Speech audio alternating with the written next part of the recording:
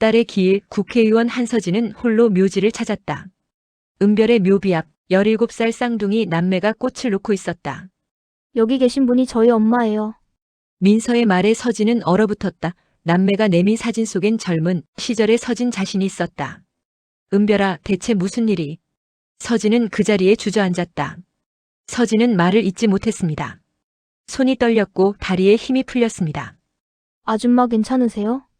세월 담은 사연을 구독해 주신 덕분에 소중한 인연이 이어집니다. 복 받으세요. 고맙습니다. 사연 시작합니다.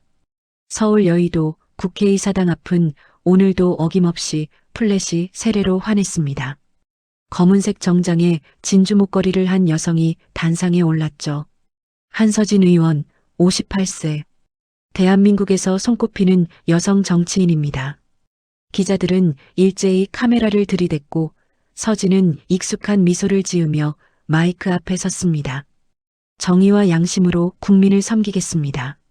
목소리는 단호했고 눈빛은 흔들림이 없었습니다. 하지만 서진의 손은 미세하게 떨리고 있었죠. 오늘이 무슨 날인지 아무도 몰랐습니다. 아니, 몰라야만 했습니다. 기자들은 질문을 쏟아냈습니다. 민생법안에 대해, 당내 갈등에 대해, 다음 선거에 대해. 서진은 모든 질문에 완벽하게 답했습니다.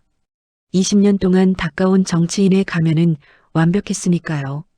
한 의원님, 여성 정치인으로서 어떻게 이 자리까지 오셨습니까? 한 기자의 질문에 서진은 잠시 멈칫했습니다. 어떻게 왔냐고요? 무엇을 희생하며 왔는지, 무엇을 잃으며 왔는지 그들은 알까요? 서진은 다시 미소를 지었습니다. 국민을 위한 마음 하나로 걸어왔습니다. 거짓말이었습니다. 아니, 반만 진실이었죠. 서진은 국민을 위해 걸었지만 동시에 자신의 아픔을 숨기기 위해 걸었습니다. 정치라는 전쟁터 속에서만 딸을 잃은 고통을 잊을 수 있었으니까요. 회견이 끝나고 의사당을 빠져나온 서진은 검은색 세단에 몸을 실었습니다. 차창 밖으로 스쳐 지나가는 가로등 불빛이 서진의 얼굴을 번갈아 비췄습니다. 밝았다가 어두웠다가 마치 서진의 인생처럼요. 조비서. 네, 의원님. 오늘 일정 다 끝났지? 네, 내일 오전 10시에 당회의 있으십니다. 그리고 오후에는 지역구 방문 일정이. 알았어. 오늘은 일찍 들어가겠네. 조 비서는 백미러로 서진의 얼굴을 살폈습니다. 10년 넘게 서진을 보좌한 조 비서는 알고 있었습니다. 오늘이 어떤 날인지, 서진이 왜 이렇게 일찍 퇴근하는지, 하지만 묻지 않았습니다. 어떤 것들은 묻지 않는 게 예의니까요. 서진은 고개를 끄덕이며 눈을 감았습니다. 차는 여의도를 벗어나 한강을 건너고 있었죠. 서진의 머릿속엔 20년 전 기억이 파도처럼 밀려왔습니다. 17살 은별의 얼굴이 떠올랐습니다. 교복을 입고 환하게 웃던 딸의 모습, 엄마 하고 부르던 그 목소리. 그날도 이렇게 비가 내렸었죠. 빗소리와 함께 들려오던 비명소리, 구급차 사이렌 소리, 그리고 차가운 금속 침대 위에 누워있던 작은 몸뚱이. 17살 서진의 외동딸 은별이었습니다. 교통사고, 즉사. 그 두 단어가 서진의 인생을 완전히 바꿔놓았죠. 의원님, 도착했습니다. 조 비서의 목소리에 서진은 정신을 차렸습니다. 차는 어느새 한남동 고급 아파트 지하 주차장에 멈춰 서 있었죠. 서진은 천천히 차에서 내려 엘리베이터를 탔습니다. 23층 서진의 집입니다. 올라가는 동안 서진은 거울에 비친 자신의 얼굴을 봤습니다. 주름이 깊어졌고 눈가엔 피로가 서려 있었습니다. 58이라는 나이가 무겁게 느껴졌죠. 현관문을 열고 들어서자 쩍하고 벌어진 정막이 서진을 맞이했습니다. 넓은 거실, 고급스러운 가구들, 벽면을 가득 채운 정치 관련 서적들. 하지만 이 집엔 온기가 없었습니다. 사람 냄새가 나지 않았죠. 서진은 구두를 벗고 안방으로 걸어갔습니다. 발걸음 하나하나가 무거웠습니다. 침대 옆 서랍장 위엔 검은 천으로 덮인 액자가 놓여 있었습니다. 서진은 천천히 천을 벗겼습니다. 액자 속 소녀가 환하게 웃고 있었죠. 교복을 입은 은별이었습니다. 봄날 벚꽃나무 아래서 찍은 사진이었습니다. 그때 은별은 고등학교 2학년이었죠. 은별아. 서진의 목소리가 떨렸습니다. 엄마가 왔어. 오늘이 내 기일이지. 벌써 20년이 지났구나. 서진은 액자를 가슴에 안았습니다. 눈물이 주르륵 흘러내렸죠. 20년이 지났지만 그날의 아픔은 조금도 줄어들지 않았습니다. 아니, 오히려 시간이 지날수록 더 깊어졌습니다. 마치 썩은 상처처럼, 골마가는 죄책감처럼. 서진은 침대에 앉아 액자를 무릎 위에 올려놓았습니다. 손가락으로 은별의 얼굴을 쓰다듬으며 중얼거렸죠. 엄마가 미안해. 그때 엄마가 내 곁에 있었어야 했는데. 정치가 뭐라고, 권력이 뭐라고. 엄마는 내가 필요할 때 회의실에 앉아 있었어. 내가 엄마를 부를 때 엄마는 연설문을 쓰고 있었지. 목이 메었습니다. 서진은 입술을 깨물었습니다. 울면 안 됐습니다. 울음은 약한 사람이 흘리는 거니까요. 서진은 강해야 했습니다. 국회의원 한서진은 언제나 당당하고 흔들림이 없어야 했으니까요. 하지만 오늘만은, 딸의 기일만은 그럴 수가 없었습니다. 은별아, 이제는 조금 덜 아플 줄 알았는데. 시간이 약이라더니 거짓말이더라. 시간은 아픔을 잊게 하는 게 아니라 더 깊이 파고들게 하는구나. 서진의 목소리는 더 이상 국회의원의 목소리가 아니었습니다. 그저 딸을 잃은 한 엄마의 목소리였죠. 울음이 터져 나왔습니다. 서진은 액자를 끌어안고 소리 없이 울었습니다. 20년 동안 참아왔던 눈물이 한꺼번에 쏟아져 내렸습니다. 밤은 깊어갔고 서울 하늘엔 별 하나 보이지 않았습니다. 한남동 아파트 23층, 한 여자의 울음소리만이 텅 빈 거실을 채우고 있었죠. 서진은 새벽까지 액자를 안고 앉아 있었습니다. 은별과 함께 보냈던 시간들이 주마등처럼 스쳐 지나갔습니다.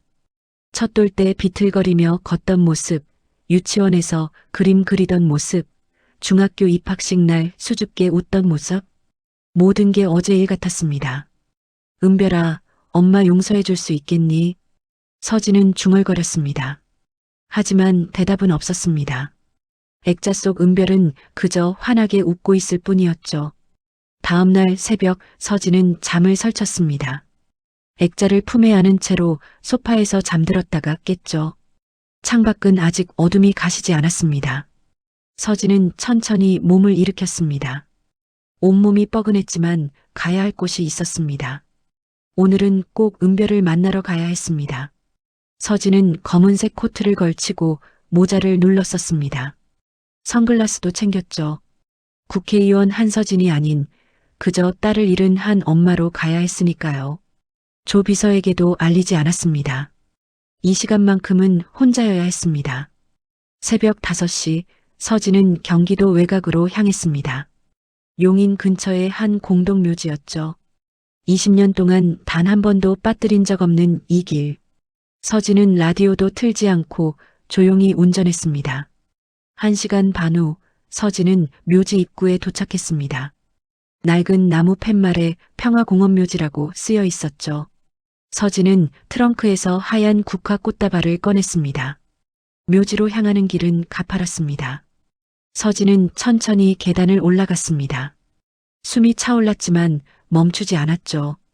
봄에도 여름에도 가을에도 겨울에도 딸의 기일이면 어김없이 이곳을 찾았습니다. 그런데 이상했습니다. 평소엔 이 시간에 아무도 없었는데 오늘은 뭔가 다른 기운이 느껴졌습니다. 서진은 걸음을 멈추고 귀를 기울였습니다. 어디선가 작은 목소리가 들려왔죠. 아이들 목소리 같았습니다. 서진은 조심스럽게 앞으로 나아갔습니다. 모퉁이를 돌아서자 서진의 발걸음이 멈췄습니다. 눈앞의 광경에 숨이 멎었죠. 은별의 묘지 앞에 두 아이가 서 있었습니다. 한 명은 남자아이, 한 명은 여자아이. 둘 다 17살쯤 돼 보였습니다. 아이들은 묘비 앞에 무릎을 꿇고 앉아 있었죠. 손에는 들꽃을 쥐고 있었습니다. 서진은 다가가지 못했습니다. 다리가 굳어버린 것처럼 움직이지 않았죠. 왜 저 아이들이 은별의 묘지 앞에 있는 걸까요? 바로 그때 여자아이가 고개를 들었습니다. 서진은 그 순간 심장이 멈추는 줄 알았습니다.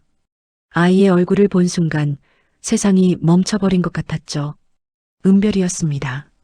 아니, 은별과 똑같은 얼굴이었습니다. 똑같은 눈, 똑같은 코, 똑같은 입술, 심지어 미간에 있는 작은 점까지 똑같았습니다. 서진은 손에 들고 있던 꽃다발을 떨어뜨릴 뻔했습니다. 남자아이도 고개를 들었습니다. 서진은 다시 한번 충격을 받았습니다. 남자아이도 은별을 닮았습니다. 여자아이만큼은 아니었지만 눈매와 이마선이 은별과 흡사했죠. 누구세요? 여자아이가 먼저 물었습니다. 목소리도 은별과 비슷했습니다. 서진은 대답할 수가 없었습니다. 입이 떨어지지 않았죠. 이게 꿈인가 현실인가? 저희가 방해가 됐나요? 죄송합니다. 남자아이가 일어나며 말했습니다. 서진은 그제야 정신을 차렸습니다. 잠깐만 기다려봐. 서진의 목소리가 떨렸습니다. 서진은 천천히 다가갔습니다. 가까이서 보니 더욱 확실했습니다. 이 아이들은 은별과 너무나도 닮아 있었습니다. 너희들은 누구니? 왜 여기 온 거야? 서진이 물었습니다. 여자아이가 대답했습니다. 저희는 민서예요. 그리고 이 애는 제 오빠 민재고요. 저희 엄마 보러 왔어요. 엄마? 서진의 목소리가 커졌습니다. 민서는 묘비를 가리켰습니다. 은별의 이름이 새겨진 묘비를 말이죠. 네, 여기 계신 분이 저희 엄마예요. 서진은 뒤로 휘청거렸습니다. 이게 무슨 소리인가요? 은별이 이 아이들의 엄마라니. 은별은 17살에 죽었습니다. 무슨 소리야? 은별이가 내 엄마라고? 서진이 떨리는 목소리로 물었습니다. 민재가 주머니에서 낡은 사진 한 장을 꺼냈습니다. 고아원 원장님이 주신 거예요. 저희 엄마 사진이래요. 민재가 사진을 서진에게 내밀었습니다. 서진은 떨리는 손으로 사진을 받아들었습니다. 그리고 그 순간 서진의 눈에서 눈물이 쏟아져 내렸습니다. 사진 속엔 젊은 여자가 있었습니다. 20대 후반쯤 돼 보이는 환하게 웃고 있는 여자. 서진은 그 여자를 알고 있었습니다. 너무나도 잘 알고 있었죠. 그건 바로 젊은 시절의 서진 자신이었습니다. 이게... 서진은 말을 잇지 못했습니다. 손이 떨렸고 다리에 힘이 풀렸습니다. 서진은 그 자리에 주저앉고 말았습니다.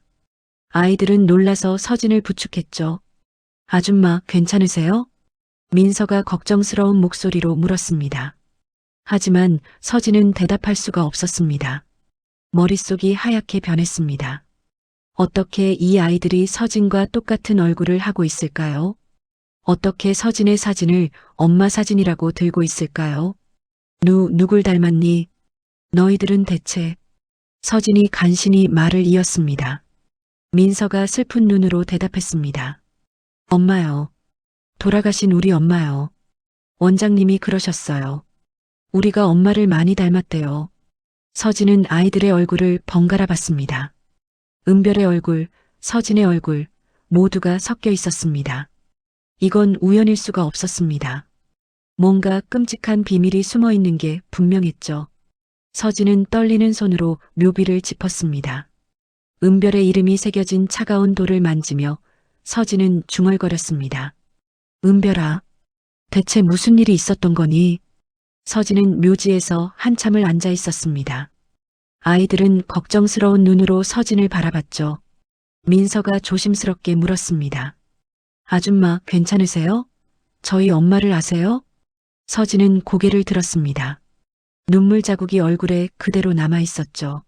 어떻게 대답해야 할까요? 은별이 내 딸이라고 말해야 할까요? 나는 그냥 이곳을 자주 오는 사람이야. 너희들은 어디서 왔니? 용인에 있는 사랑의 집 고아원이요. 저희 거기서 태어났대요. 민재가 대답했습니다. 서진은 그 이름을 기억했습니다. 사랑의 집, 꼭 알아봐야 할 곳이었죠. 너희들은 여기를 자주 오니? 아니요. 올해 처음 왔어요. 원장님이 17살이 되면 엄마 묘지를 알려주신다고 하셨거든요. 민서의 말에 서진은 온몸에 소름이 돋았습니다. 17살. 은별이 죽었을 때의 나이와 똑같았습니다. 우연일까요? 아니면 누군가의 계획일까요? 서진은 아이들과 짧게 인사를 나눈 뒤 서둘러 묘지를 떠났습니다. 차에 오르자마자 손이 떨렸습니다.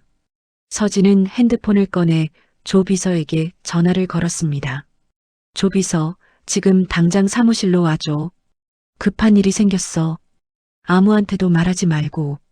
1시간 반 후 서진은 여의도 사무실에 있었습니다. 조 비서가 긴장한 얼굴로 문을 열고 들어왔죠. 의원님, 무슨 일이십니까? 서진은 오늘 아침 묘지에서 있었던 일을 모두 털어놨습니다. 쌍둥이 남매를 만난 것, 아이들이 은별과 똑같이 생긴 것, 그리고 아이들이 은별을 엄마라고 부른 것까지. 조 비서는 점점 얼굴이 굳어졌습니다. 지금 당장 그 아이들에 대해 알아봐줘. 출생 기록, 병원 기록, 모든 걸 다. 절대 비밀이야. 사흘이 지났습니다. 조 비서가 창백한 얼굴로 서진을 찾아왔습니다. 의원님, 이상합니다. 민재와 민서의 출생신고가 없습니다. 주민등록도 17살 때 뒤늦게 된 것으로 나옵니다. 병원 기록은? 그것도 없습니다. 용인 일대 산부인과를 모두 뒤져봤지만 두 아이의 출생 기록이 어디에도 없어요. 마치 누군가 일부러 지운 것처럼요. 서진은 책상을 쳤습니다. 뭔가 큰 음모가 숨어 있다는 걸 직감했죠. 고아원 원장은 20년 전 어느 날 밤 누군가 문 앞에 아이들을 두고 갔다고만 했습니다. 그게 전부입니다. 서진은 한숨을 쉬었습니다. 막막했습니다. 그때 서진은 결심했습니다. 조 비서, 유전자 검사를 해야 해. 그 아이들과 은별의 DNA를 비교해 봐야 해. 조 비서는 놀란 표정을 지었습니다. 하지만 의원님, 은별의 유품이 집에 남아있어. 머리카락이나 칫솔 같은 것들. 그걸로 검사할 수 있을 거야. 내가 조용히 의뢰해줘. 내 신분은 절대 드러내면 안 돼. 알겠습니다. 제 대학 동기가 대형 병원 유전자 검사실에 있습니다. 조용히 부탁하겠습니다. 일주일이 지났습니다. 그 일주일 동안 서진은 잠을 잘 수가 없었습니다. 국회에서 발언을 할 때도 회의를 할 때도 머릿속은 온통 그 아이들 생각뿐이었죠.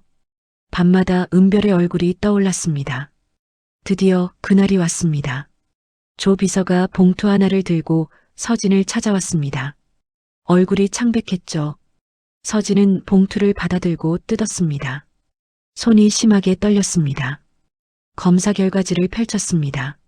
첫 줄을 읽는 순간 서진의 눈에서 눈물이 쏟아져 내렸습니다. 피검사자 민재, 민서의 DNA와 은별의 DNA 일치율 99.9%. 그 아래엔 작은 글씨로 쓰여 있었습니다. 모자관계로 추정됨. 서진은 그 자리에 주저앉고 말았습니다. 결과지가 손에서 떨어져 바닥에 흩어졌죠. 의원님, 조 비서가 달려왔지만 서진은 아무 소리도 들리지 않았습니다. 귓속에서 윙윙거리는 소리만 들렸죠. 심장이 터질 것 같았습니다. 이게 대체 어떻게? 서진은 바닥에 주저앉은 채 중얼거렸습니다. 이해할 수가 없었습니다. 은별은 17살에 죽었습니다. 그런데 어떻게 이 아이들이 은별의 자식일 수 있을까요? 은별이 아이를 낳았다는 건가요? 서진이 모르는 사이예요. 안 돼. 이건 말이 안 돼. 서진은 머리를 감싸쥐었습니다. 20년 전 그날이 떠올랐습니다. 병원에서 본 은별의 차가운 시신, 교통사고 보고서, 장례식, 모든 게 진짜였습니다. 거짓일 리가 없었죠. 그런데 지금 이 결과는 뭔가요? 은별의 아이들이 살아있다는 건가요? 그렇다면 은별은 죽기 전에 아이를 낳았던 건가요? 17살 미성년자가요. 은별아. 서진은 울먹이며 중얼거렸습니다. 엄마가 몰랐던 게 뭐니? 엄마는 왜 몰랐니? 대체 그날 무슨 일이 있었던 거니? 조 비서가 조심스럽게 물었습니다. 의원님, 이제 어떻게 하시겠습니까? 서진은 눈물을 닦고 천천히 일어났습니다. 떨리는 다리를 간신히 지탱하며 창밖을 바라봤습니다. 국회의사당이 보였죠. 서진이 20년 동안 지켜온 자리였습니다. 하지만 이제 그 모든 게 의미 없어 보였습니다. 진실을 알아내야 해. 20년 전 그날 대체 무슨 일이 있었는지, 누가 내게 거짓말을 한 건지. 서진의 목소리는 떨렸지만 눈빛만큼은 단호했습니다. 은별의 사망 기록을 다시 찾아봐. 당시 병원 기록, 사고 보고서, 담당 의사, 모든 걸 다시 조사해. 알겠습니다, 의원님. 조 비서가 나가고 서진은 혼자 남았습니다. 창밖을 바라보며 서진은 주먹을 쥐었습니다. 누군가 서진을 속였습니다. 20년 동안 거짓말 속에서 살게 만들었죠. 그 진실을 밝혀내야 했습니다. 며칠이 지났습니다. 서진은 국회에 나가지 않았습니다. 몸이 아프다는 핑계를 댔죠. 실제로 몸도 마음도 아팠습니다. 밤마다 악몽을 꿨습니다. 은별이 나타나 무언가를 말하려 하지만 목소리가 들리지 않는 꿈이었죠. 서진은 집 안방에 틀어박혀 있었습니다. 커튼을 모두 닫고 불도 켜지 않았습니다.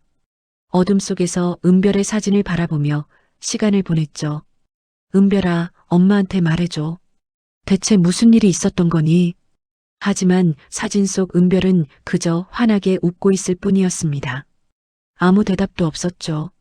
그날 오후 초인종이 울렸습니다. 서진은 움직이지 않았습니다. 누가 오든 만나고 싶지 않았으니까요. 하지만 초인종은 계속 울렸고 곧 문을 두드리는 소리가 들렸습니다. 의원님, 접니다. 조 비서입니다. 문 열어주십시오. 조 비서의 목소리였습니다. 서진은 마지못해 일어나 문을 열었습니다. 조 비서는 서진의 모습을 보고 깜짝 놀랐죠.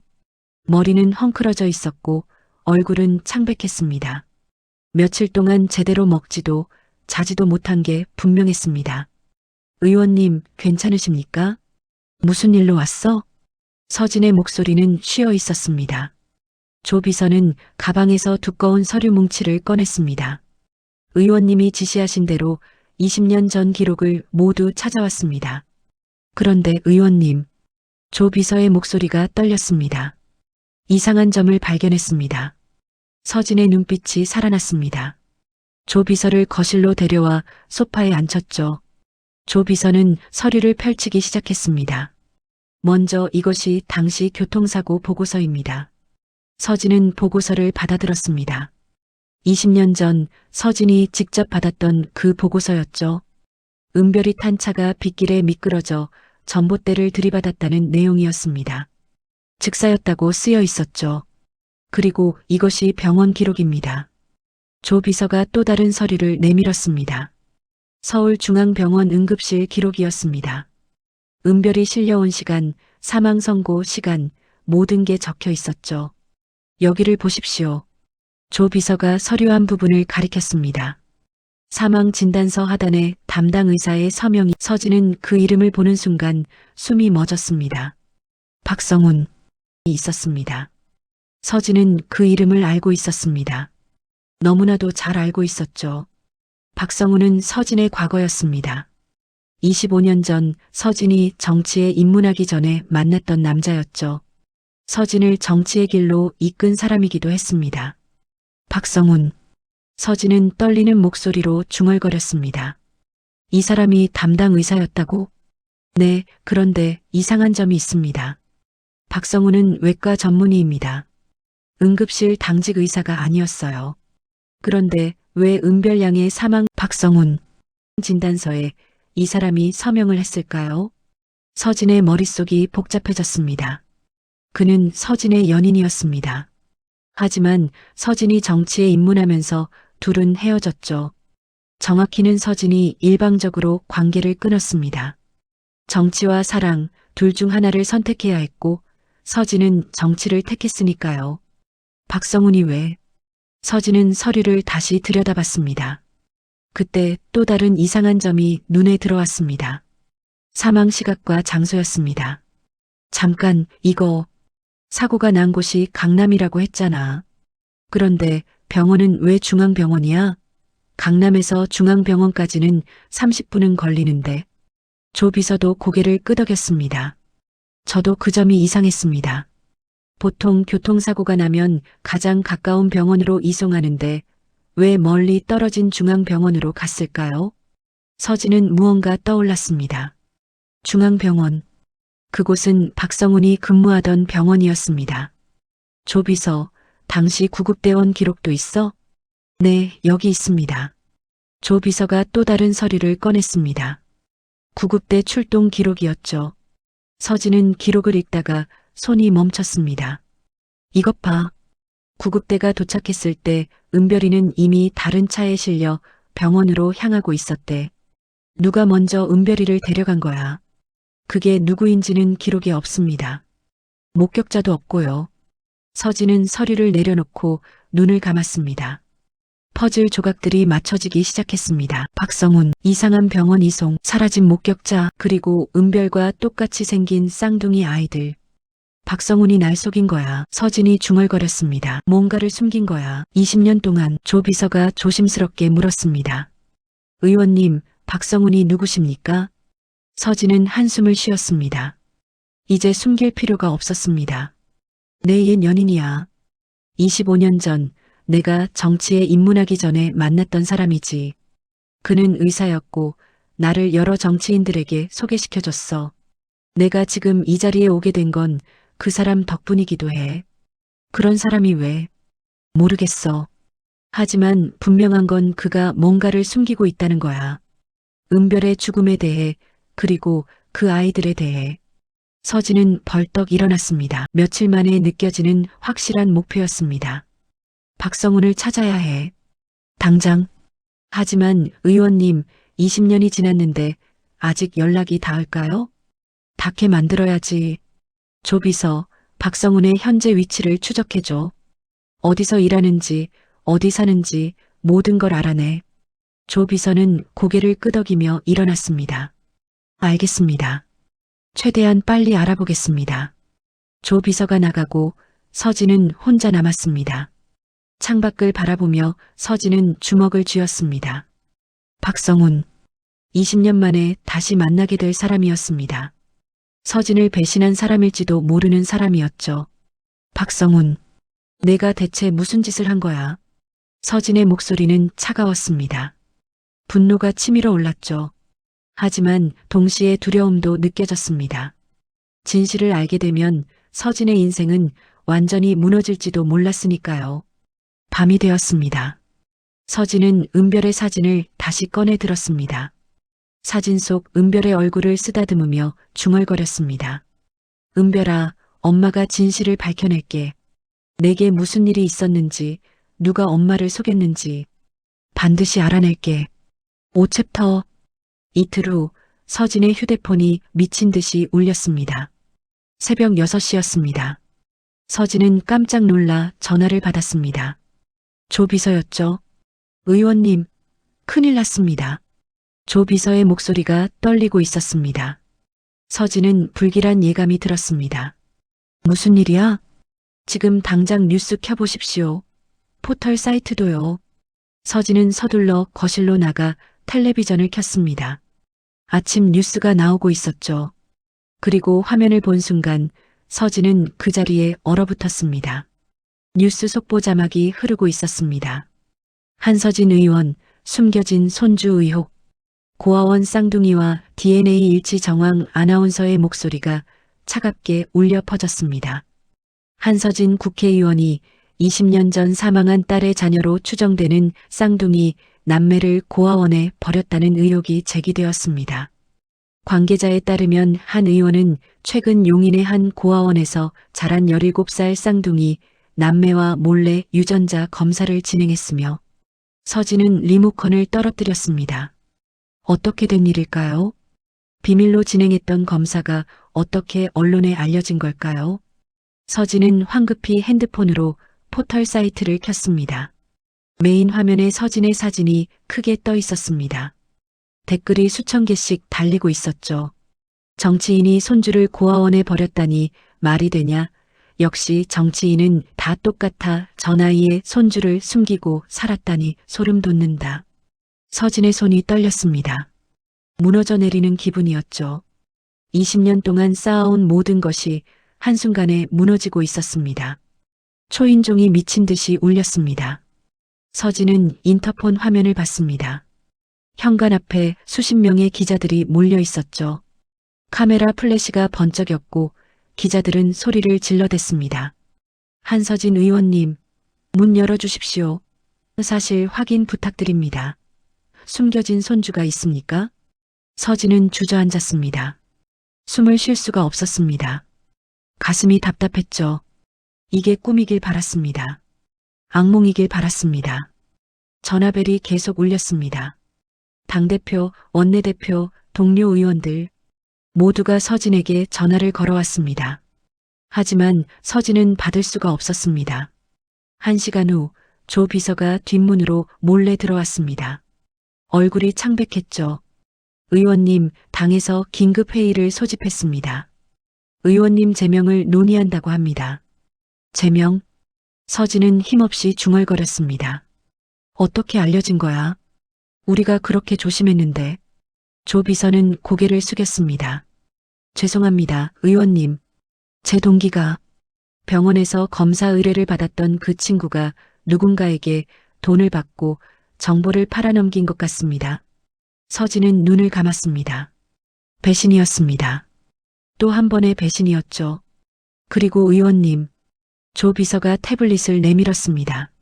뉴스 영상이 재생되고 있었습니다. 화면 속엔 민재와 민서가 나와 있었습니다. 고아원 앞에서 기자들에게 둘러싸여 있었죠. 여러분이 한서진 의원의 손주입니까? 기자가 마이크를 들이댔습니다.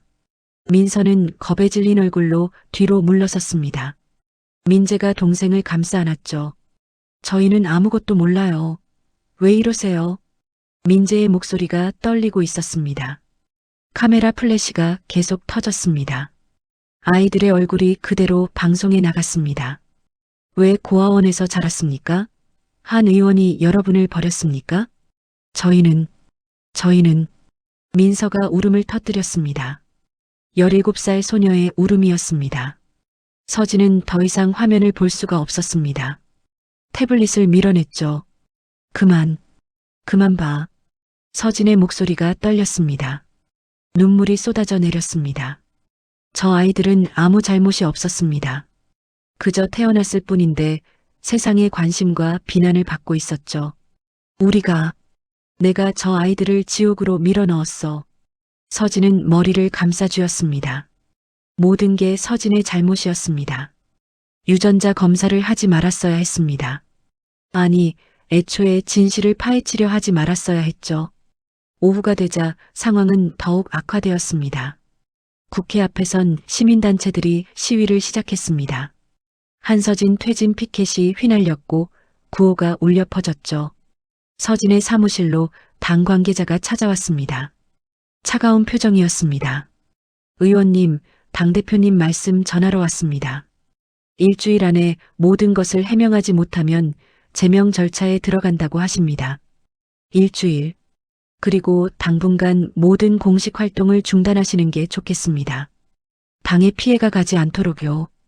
관계자는 그렇게 말하고 돌아섰습니다. 차갑게, 무정하게.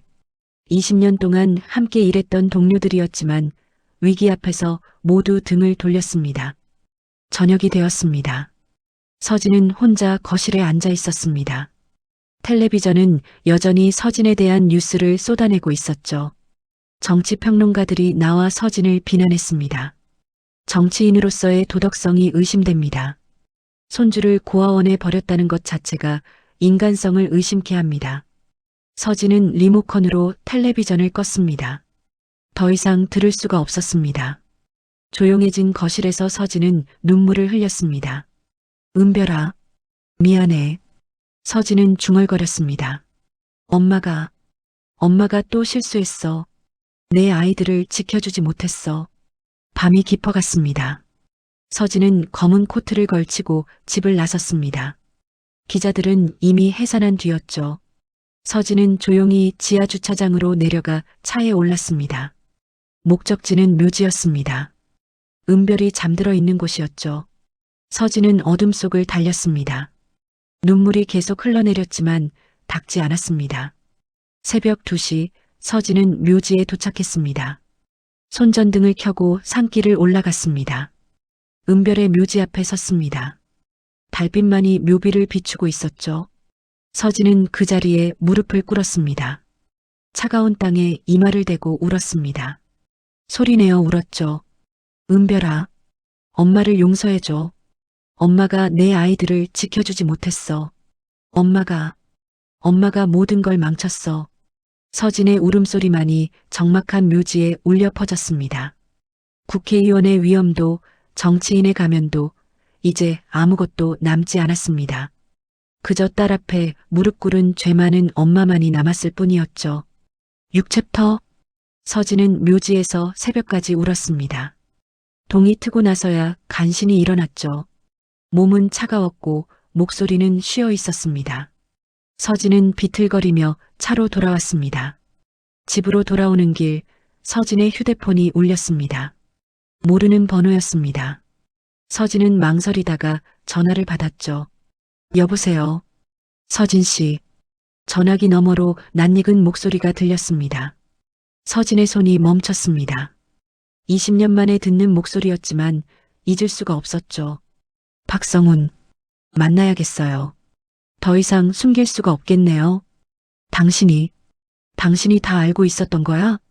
박성훈은 잠시 침묵했습니다. 그리고 한숨을 쉬었죠.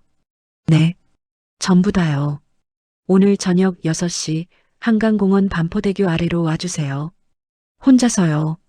전화가 끊겼습니다. 서진은 핸들을 움켜쥐었습니다. 분노가 치밀어 올랐지만 동시에 진실을 알고 싶었습니다. 박성훈이 모든 걸 알고 있다면 그에게서 답을 얻어야 했죠. 저녁 6시 서진은 한강공원에 도착했습니다. 모자를 깊이 눌러쓰고 마스크를 했습니다. 기자들의 눈을 피하기 위해서였죠. 반포대교 아래로 걸어가니 멀리서 한 남자가 서 있었습니다. 박성훈이었습니다. 60세, 머리는 반쯤 휘어졌지만 여전히 꼿꼿한 자세였습니다. 서진을 보자 박성훈은 쓸쓸하게 웃었습니다. 오랜만이네요, 서진 씨. 박성훈, 당신. 서진은 다가가 박성훈의 멱살을 잡았습니다. 눈에서 눈물이 쏟아졌죠. 당신이 날 속인 거야? 20년 동안? 은별이에 대해? 그 아이들에 대해? 박성훈은 저항하지 않았습니다. 그저 고개를 숙였을 뿐이었죠. 미안해요. 정말 미안합니다. 서진은 박성훈을 밀쳐냈습니다. 박성훈은 비틀거렸지만 넘어지지 않았습니다. 미안하다고? 미안하다는 말로 끝이야? 당신이 뭘 어떻게 했는지나 말해봐. 박성훈은 천천히 입을 열었습니다. 그날, 20년 전 그날 은별이는 죽지 않았어요. 서진의 심장이 멈추는 것 같았습니다. 뭐라고? 은별이는 교통사고를 당했지만 즉사하지 않았어요. 중상이었죠. 하지만 살릴 수 있었습니다. 그럼 왜? 은별이는 임신 중이었어요. 만삭이었습니다. 서진은 뒤로 휘청거렸습니다. 박성훈이 서진을 부축했죠. 임신. 은별이가. 네. 쌍둥이였어요. 사고 당일 밤 응급 제왕절개로 아이들을 꺼냈습니다. 민재와 민서예요. 서진은 무릎이 꺾였습니다. 그 자리에 주저앉았죠. 박성훈도 옆에 앉았습니다. 은별이는 출산 후 이틀을 버텼어요. 하지만 결국 숨을 거뒀습니다. 제 품 안에서요. 그럼 당신은 왜 나한테 거짓말을 한 거야? 왜 은별이가 즉사했다고 말한 거야? 박성훈은 고개를 들어 한강을 바라봤습니다. 당신을 지키려고요. 뭐? 그때 당신은 막 정치에 입문한 상태였어요. 국회의원 보궐선거를 앞두고 있었죠. 만약 17살 미성년 딸이 임신했다는 게 알려지면 어떻게 됐을까요? 서진은 아무 말도 할 수 없었습니다. 언론은 당신을 물어뜯었을 겁니다. 정치 생명은 끝장났을 거고요. 저는 그걸 막고 싶었어요. 그래서 아이들을 숨긴 거야? 고아원에 버린 거야? 버린 게 아니에요. 박성훈의 목소리가 커졌습니다. 처음으로 감정이 드러났죠. 저는 그 아이들을 살렸어요. 은별이의 마지막 유언이 그거였거든요. 아이들을 살려달라고. 제발 아이들만은 살려달라고. 서진은 울음을 터뜨렸습니다. 그래서 당신이 출생신고도 안 하고 병원 기록도 지우고 고아원에 맡긴 거야? 네.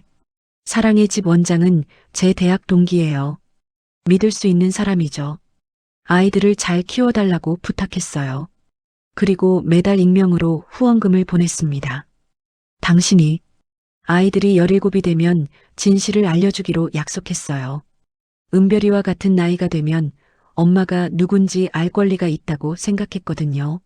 서진은 얼굴을 감쌌습니다. 모든 게 너무 잔인했습니다. 왜 나한테는 말하지 않은 거야? 내가 엄마인데, 내가 할머니인데. 박성훈은 서진의 어깨에 손을 올렸습니다. 말했다면 당신이 정치를 포기했을 거예요. 아이들을 데려가려고 했을 겁니다. 그럼 모든 게 끝났을 거예요.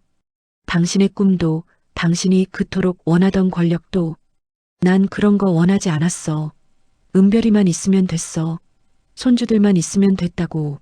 하지만 그때의 당신은 달랐어요. 박성훈의 목소리가 차가워졌습니다. 정치에 미쳐 있었죠. 권력에 눈이 멀어 있었어요. 은별이가 죽었다는 소식을 듣고도 당신은 이틀 뒤 선거 유세에 나갔잖아요. 서진은 할 말이 없었습니다. 사실이었으니까요. 저는 당신을 사랑했어요. 당신의 꿈을 지켜주고 싶었습니다. 그래서 이런 선택을 한 거예요. 박성훈의 목소리가 떨렸습니다. 당신을 지키려는 내 사랑이 결국 죄가 되었네요. 서진은 박성훈을 바라봤습니다. 그의 눈에도 눈물이 고여 있었습니다. 은별이는 마지막에 뭐라고 했어? 엄마를 용서한다고 했어요. 그리고 아이들을 잘 부탁한다고. 서진은 고개를 떨구고 울었습니다. 박성훈도 함께 울었죠. 한강물은 조용히 흘러가고 해는 지고 있었습니다. 이제 어떻게 해야 하죠? 박성훈이 물었습니다. 서진은 눈물을 닦고 일어났습니다. 진실을 밝혀야죠. 모든 걸. 내가 얼마나 형편없는 엄마였는지, 내가 무엇을 잃었는지. 서진은 한강을 바라보며 중얼거렸습니다. 그리고 그 아이들에게 사죄해야죠. 20년 동안 외롭게 자라게 한 것에 대해. 다음 날 아침 서진은 용인으로 향했습니다. 사랑의 집 고아원. 민재와 민서가 자란 곳이었죠. 서진은 차 안에서 계속 손을 떨었습니다.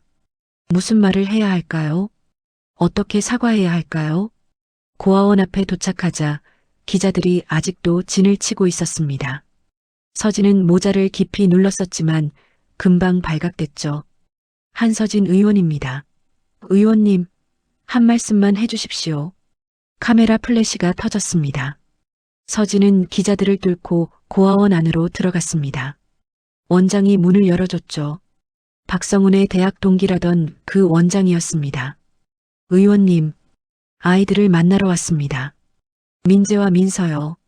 원장은 난처한 표정을 지었습니다. 아이들이 많이 힘들어하고 있습니다. 기자들 때문에 밖에도 못 나가고요. 제가 만들어버린 지옥이죠.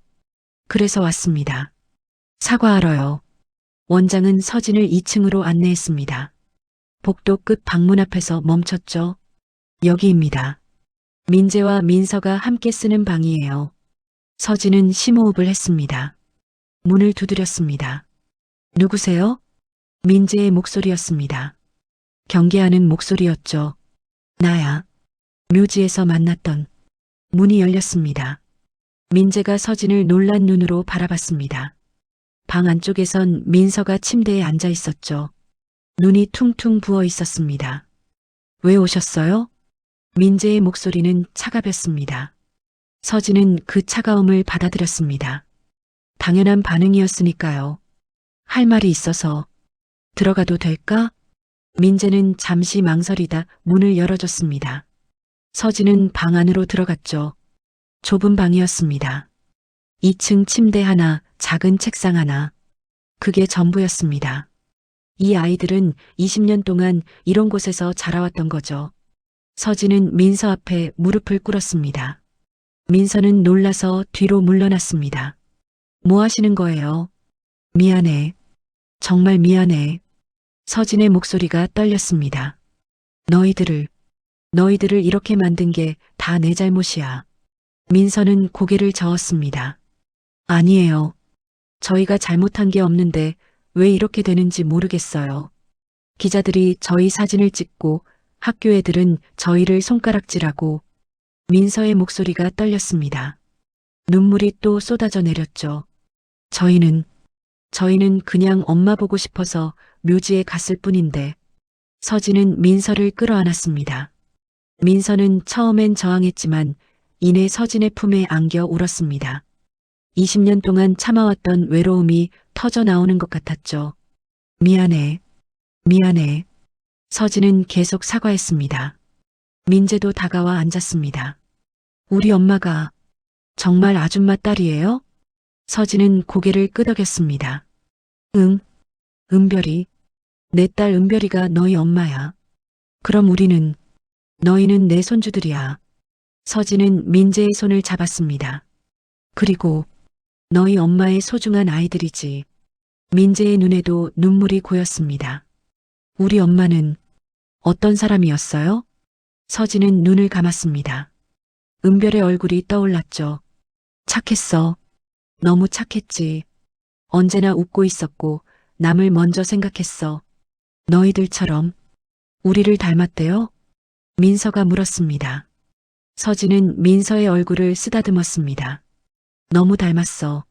내가 웃을 때 은별이가 보여. 내가 우는 모습도 말하는 모습도 모두 다. 그런데 왜? 민재가 목소리를 높였습니다. 왜 우리를 버린 거예요? 할머니면 우리를 데려가셨어야죠. 서진은 고개를 숙였습니다. 몰랐어. 엄마는, 할머니는 너희가 있는 줄 몰랐어. 어떻게 모를 수 있어요? 은별이가 임신한 줄 몰랐어. 그리고 그날 교통사고가 났을 때도 몰랐지. 은별이가 너희를 낳았다는 것도, 너희가 살아있다는 것도. 서진은 모든 걸 이야기했습니다. 박성훈이 진실을 숨긴 것, 은별이가 아이들을 낳고 죽은 것, 그리고 서진이 20년 동안 아무것도 모르고 살아온 것. 그럼 할머니도 몰랐던 거예요? 민서가 물었습니다. 서진은 고개를 끄덕였습니다. 하지만 그건 변명이 안 돼. 내가 은별이한테 더 관심을 가졌다면 은별이가 임신한 걸 알았을 거야. 내가 정치에만 미쳐있지 않았다면 딸이 어떻게 지내는지 알았을 거고. 서진의 목소리가 떨렸습니다. 나는 나쁜 엄마였어. 그리고 지금도 나쁜 할머니야. 너희를 지켜주지 못했으니까. 방 안에 침묵이 흘렀습니다. 민재와 민서는 서로를 바라봤습니다. 오랫동안 함께 자라온 남매만이 알 수 있는 눈빛이었죠. 민재가 먼저 입을 열었습니다. 우리 아빠는 누구예요? 서진은 당황했습니다. 그건 박성훈도 알려주지 않았던 부분이었죠. 그건 나도 몰라. 은별이가 말하지 않았대. 엄마는 우리를 사랑했을까요? 민서의 물음에 서진은 단호하게 대답했습니다. 물론이지. 은별이는 마지막 순간까지 너희를 생각했어. 자기는 죽어도 좋으니 아이들만은 살려달라고 했대. 정말요? 응. 너희 엄마는 너희를 너무나 사랑했어. 민서는 다시 울음을 터뜨렸습니다. 하지만 이번엔 슬픔만이 아니었습니다. 안도감도 섞여 있었죠. 자신들이 사랑받았다는 것을 처음으로 알게 된 아이의 눈물이었습니다. 서진은 두 아이를 끌어안았습니다. 민재와 민서는 서진의 품에 안겼죠. 세 사람은 한참을 그렇게 울었습니다. 이제 우리 어떻게 돼요? 민재가 물었습니다. 서진은 아이들을 똑바로 바라봤습니다. 할머니가 모든 걸 바로잡을게. 진실을 세상에 알릴 거야. 그리고 너희를 너희를 할머니가 책임질게. 할머니 정치 생명은요? 그런 건 중요하지 않아. 서진의 목소리는 단호했습니다. 20년 전엔 정치를 선택했지만 이제는 달라. 너희를 선택할 거야. 너희가 할머니의 전부야. 일주일 후 서진은 국회 기자회견장에 섰습니다. 수백 명의 기자들이 자리를 가득 메웠죠. 카메라가 일제히 서진을 향했습니다. 플래시가 터졌습니다. 서진은 검은색 정장을 입고 있었습니다. 화장기 없는 얼굴이었죠. 더 이상 국회의원의 가면을 쓰지 않았습니다. 그저 한 사람의 엄마이자 할머니로 섰습니다. 마이크 앞에 선 서진은 천천히 입을 열었습니다. 오늘 저는 한 인간으로서 이 자리에 섰습니다. 목소리가 떨렸지만 서진은 계속했습니다. 국회의원 한서진이 아닌 딸을 잃은 엄마로서 그리고 손주들을 만난 할머니로서 진실을 말씀드리겠습니다. 기자회견장이 조용해졌습니다. 모두가 숨을 죽이고 서진을 바라봤죠. 20년 전 제 딸 은별이는 17살에 교통사고로 세상을 떠났습니다. 하지만 제가 몰랐던 진실이 있었습니다. 은별이는 임신 중이었습니다. 카메라 셔터 소리가 미친 듯이 터져나왔습니다. 기자들이 웅성거렸죠. 은별이는 사고 당일 밤 쌍둥이를 낳았습니다. 민재와 민서라는 이름의 두 아이를요. 하지만 출산 후 이틀 만에 숨을 거뒀습니다. 서진의 눈에서 눈물이 흘러내렸습니다. 저는 딸이 임신한 줄도 몰랐습니다. 정치에 바쁘다는 핑계로 딸을 제대로 돌보지 않았습니다. 딸이 무슨 고민을 하는지, 어떤 아픔을 겪고 있는지 전혀 몰랐습니다. 서진은 원고를 내려놓았습니다. 이제 마음에서 나오는 말을 하려고 했죠. 그날 밤 은별이를 담당했던 의사가 진실을 숨겼습니다. 저를 지키기 위해서였다고 합니다. 정치 스캔들을 막기 위해서였다고 하더군요. 서진은 카메라를 똑바로 바라봤습니다. 하지만 그건 변명입니다. 진짜 잘못은 저한테 있습니다. 제가 딸보다 권력을 선택했고 제가 가족보다 정치를 택했습니다. 그 결과 딸을 잃었고 손주들은 20년 동안 고아원에서 자라야 했습니다. 회견장이 숙연해졌습니다. 저는 오늘 이 자리에서 모든 직책을 내려놓겠습니다. 국회의원직을 사퇴합니다. 그리고 제 손주들에게 민재와 민서에게 진심으로 사죄합니다. 서진은 깊이 고개를 숙였습니다. 카메라 플래시가 터졌지만 서진은 고개를 들지 않았습니다. 한참을 그렇게 서 있었죠. 기자회견이 끝나고 서진은 조용히 국회의사당을 떠났습니다. 20년 동안 몸담았던 곳이었습니다. 하지만 이제 돌아보지 않았죠. 서진에게 중요한 건 다른 곳에 있었으니까요. 한 달이 흘렀습니다. 봄이 왔습니다. 산에는 진달래가 피고 하늘은 맑았죠. 서진은 민재, 민서와 함께 차를 타고 있었습니다. 목적지는 은별의 묘지였습니다. 할머니, 긴장돼요. 민서가 말했습니다. 서진은 민서의 손을 잡아줬습니다. 괜찮아. 엄마가 기다리고 있을 거야. 차는 구불구불한 산길을 올라갔습니다. 익숙한 길이었죠. 서진은 이제 이 길을 혼자 오지 않아도 됐습니다. 가족과 함께였으니까요. 묘지에 도착하자 봄비가 내리기 시작했습니다. 가랑비였죠. 세 사람은 우산을 쓰지 않았습니다. 그냥 비를 맞으며 걸었습니다. 은별의 묘비 앞에 섰습니다. 서진은 가져온 꽃다발을 내려놓았습니다. 하얀 국화와 노란 개나리였죠. 민재와 민서도 각자 들고 온 들꽃을 놓았습니다. 엄마, 민서가 묘비를 어루만지며 중얼거렸습니다. 저희 왔어요. 할머니랑 함께요. 민재도 무릎을 꿇고 앉았습니다. 엄마, 우리 이제 할머니랑 살아요. 더 이상 고아원에 안 있어요. 서진도 아이들 옆에 무릎을 꿇었습니다. 세 사람은 묘비 앞에 나란히 앉았죠. 은별아. 서진이 입을 열었습니다. 엄마가 왔어. 내 아이들 데리고 왔어. 이제는 제대로 할머니 노릇하려고. 서진의 목소리가 떨렸습니다. 미안했어, 은별아. 너한테 좋은 엄마 못 돼줘서 내가 힘들 때 곁에 없어서, 내가 아이를 가졌을 때 몰라서 눈물이 쏟아졌습니다. 하지만 이번엔 후회만의 눈물이 아니었습니다. 다짐의 눈물이기도 했죠. 하지만 약속할게.